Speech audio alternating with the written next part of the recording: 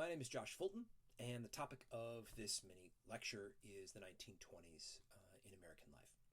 Now, if you have watched films over the last few years, if you have seen TV shows like HBO's Boardwalk Empire, or heck, if you've even gone on tourist things around the Chicago area, there is a certain fascination in American life with the 1920s. That it might be a little gritty, or have been a little gritty, but man, it seems interesting. Or man, it seems cool. And I guess, so we're going to talk about a few things to know about that period of time. Just some big topics of things that happened then. But I guess the thing to ask yourself is that even though maybe something from that time might be something you find fascinating, does it necessarily mean that you like that time or you want to go back to that time? Because I think for most of us, the answer would be no. So it's good to make sure that we clarify things. All right. So I think the first thing when thinking about the 1920s is going to be immigration restriction. So after the First World War, you saw an effort to Americanize immigrant communities around the United States. That was, by some people, turned into a wartime measure. But by the time you get to 1920, 1921 specifically, and 1924, hint, hint, what you end up seeing is an anti-immigration movement in the U.S. that results in federal legislation that is enacted to fundamentally transform the ways in which immigrants can go through a process to come to the United States. Now, prior to 1924, there had been limited restrictions placed particularly on specific communities, Chinese, individuals of Japanese ancestry as well. But between 1921 and 24, the legislation that is enacted creates a restrictive quota system based off of the census of 1890 with a clear goal to be able to alter or influence directly the identity and outlook of the number of immigrants coming into the United States. So there is a racialized sort of aspect to the anti-immigration movement. This is strongly linked to a view that many in this Americanization effort felt, which was that if someone was a first-generation immigrant, that they never really could become Americans. And so there was a strong opposition to the presence of immigrant communities in the U.S. This is also an era in which the eugenics movement was seen as having some prominence and acceptance within aspects of American life. It is also an era in which the Ku Klux Klan, in which the KKK was seen as a community organization for those who were frustrated about the changes in American life and within race and identity. And they saw the KKK kind of as their outlet to be able to support their efforts here. The KKK, by the time you get to the end of the 1920s, is so politically prominent in some states, Indiana in particular, that they nearly control the bulk of the state.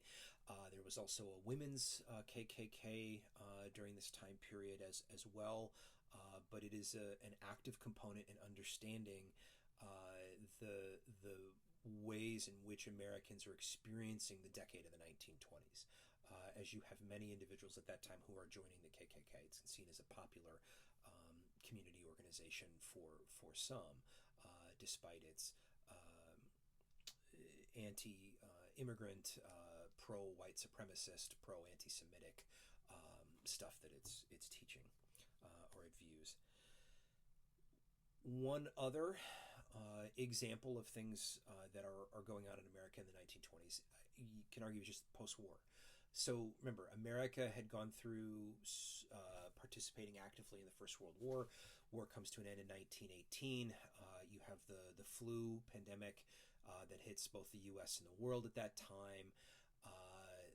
1920s, you've got returning veterans attempting to reacclimate and kind of engage in American life with very little support in many cases. You're going to have initial efforts to memorialize veterans who participated in the war. You're going to have the creation of veterans organizations after the war is over. So the post-war process and experience, America is not going to end up being involved in the League of Nations, although with Wilson we're one of the originators, and so you're going to have America's kind of somewhat engagement in foreign policy, some engagement in isolationism, sort of this back and forth discourse, with some of this stuff, or an active foreign policy versus isolationism. You kind of a back and forth process in this and in understanding this. Another aspect, of course, of American life during this time period is going to be Prohibition.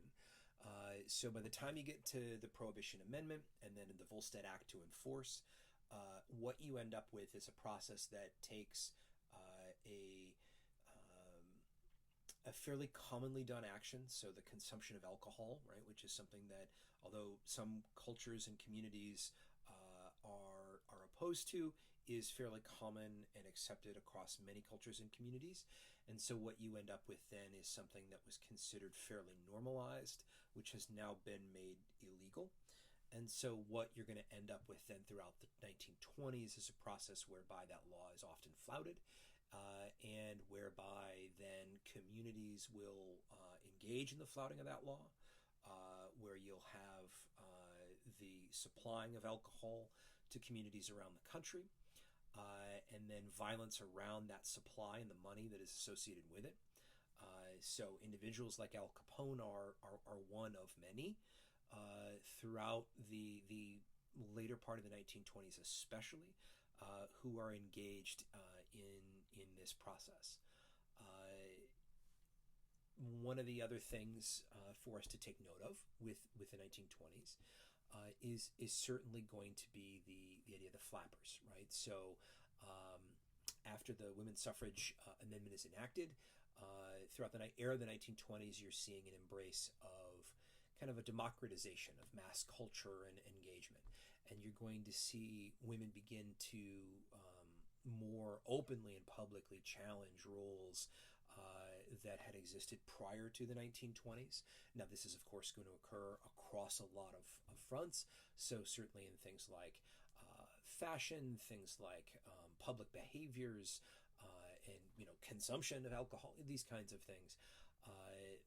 But you're also going to see conservative efforts as well, against this mass culture and this democratization, and the identity of flappers being sort of one part of this.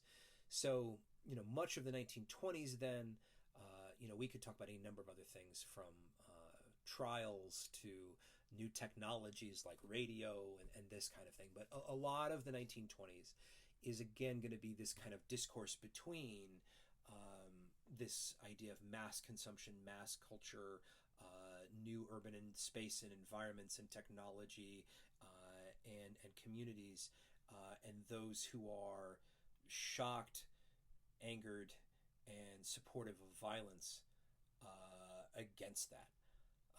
So you have kind of this back and forth between kind of these multiple realities of what the 1920s is like, and it's not one thing necessarily for all people.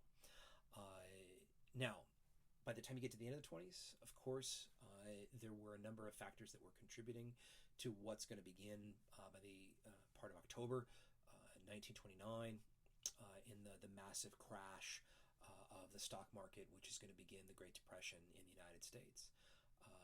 That at one point, at least certainly a third of the country is out of work, but some of the figures that other scholars have put forward is that you also have to consider the unemployed not just them, but the underemployed as well. And it's, looking at nearly half the country is struggling. So 1920s, it's a yeah. That would you want to go back there? That's an interesting decade and a rough time. All right, thank you.